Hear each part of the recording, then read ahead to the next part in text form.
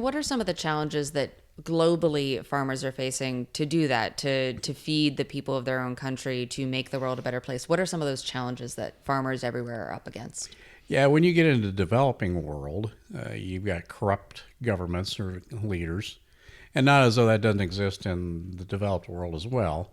You have lack of access to capital markets for a farmer to borrow money to just go out there and buy the critical elements of seed or maybe some fertilizer to produce a crop to feed his own family. A lot of these farmers are only farming maybe a hectare to feed their family of five. They're living on less than $2 a day. Wow. So that was some of the challenges there. But I would say education is critical. And today, as we see continuing build out of broadband and use of sometimes different levels of phone technologies, we can get education out into some of these remote places throughout Africa, throughout the Middle East, throughout Southeast Asia, parts of Latin America, and even in the United States. That we can get this level of education out there so people can understand what's available and help them make sure that they can play a role in agriculture and food production. So I think some of that comes back a little bit to the fact that there are so many new technologies that have come out over the past 5 years, 10 years, 15 years that are affecting agriculture, are changing the way that people are farming. Can you talk a little bit about how even your own farm has changed in how it was farmed in 1955 to now? Yeah, there's been many changes occur on our own family farm since 1955. But, you look at the way we tilled. We were probably releasing carbon into the atmosphere, the way we applied fertilizer. All those things, the elements that we work with in utilizing our natural resources, which changed substantially. Education's changed substantially.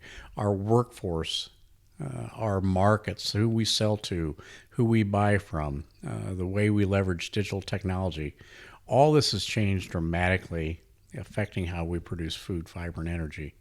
So when I think about this in light of the technologies that are available today, I always want to look at the technologies that's people that are walking in and darkening the hallways of our door, walking into the office and saying, we've got something new for you that's just going to be great.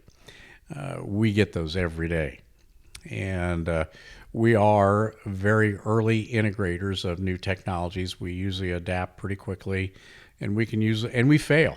We fail at times because we feel if we don't take some risk and fail occasionally, maybe we're not taking enough risk. So I want to say that today, when we look at a lot of the biological products that are out there, and I made this comment to a CEO of a very, very large company that's involved in seed and traits and crop care products, is as you bring new products to the market, we as a farmer, we operate from year to year. We got here where we're at in northern Indiana, one crop cycle a year. Where I'm not like somebody that's working at a Ford motor plant stamping out 10,000 fenders a day. No. If he fails once in a while, it's okay. We got one chance to succeed or fail in a period of 365 days. And that season's about ready to start here in April.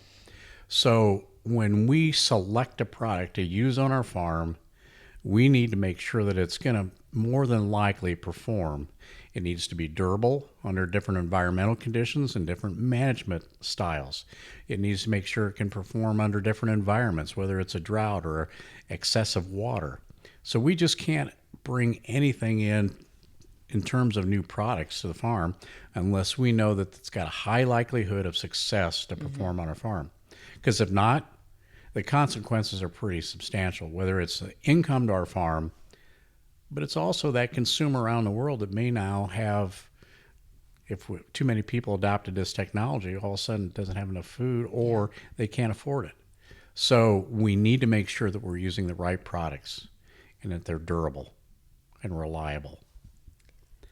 How do you judge that as someone who is taking these risks? And I think, I would hope that there's a little bit more flexibility based on the size of your farm to be able to take a few more of these risks than someone who maybe has a smaller farm, that maybe you have a little bit more leeway in that. But how do you decide that, like, yeah, that product is one that I'm ready to take a risk on? I've seen XYZ data.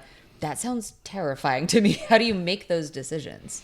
Well, we try to make sure that we're working with reliable suppliers to start with.